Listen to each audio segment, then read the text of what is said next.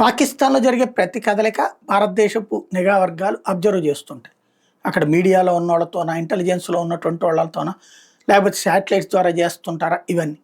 అలాగే భారతదేశంలో ఉన్నటువంటి దాని మీదన కూడా అట్లా కాన్సంట్రేట్ చేస్తారు కదా! పాకిస్తాన్‌లో ఎవరి మీదన మన వాళ్ళు కాన్సంట్రేట్ చేస్తారంటే సైనికాధికారుల మీదన, ఐఎస్ఐ వాళ్ళ మీద. ప్రధానమంత్రి మీద పెద్ద కాన్సంట్రేట్ చేయరు. ఎందుకంటే ఆడికి చివరని చెప్తారక్కడ. అదే మన దేశంలో అయితే కీలక వ్యక్తులెవరో వాళ్ళ మీద కాన్సంట్రేట్ చేయాలి. నరేంద్ర మోడీ ఏం చెప్పడం, ఏం మాట్లాడడం. అజిత్ దోవల్ మీద కన్నేస్తారు. జైశంకర్ మీద కన్నేస్తారు. కానీ వాళ్ళు ఫైనల్ ఆర్డర్లు ఇచ్చేవాళ్ళు కాదు. వాళ్ళు ఫీడ్‌బ్యాక్ ఇచ్చేటటువంటి వాళ్ళు, ఫీడ్‌బ్యాక్‌ని అమలు చేసేటటువంటి వాళ్ళు. అసలు కథ నడిపించేటటువంటి వ్యక్తి ఎవరు? అమిత్ షా.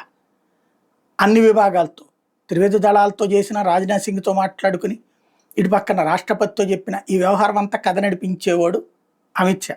కాబట్టి ఇప్పుడు పాకిస్తాన్‌కి సంబంధించిన all eyes on Amit Shah అనమాట. ఏం చేస్తాడని చూస్తుంటారు.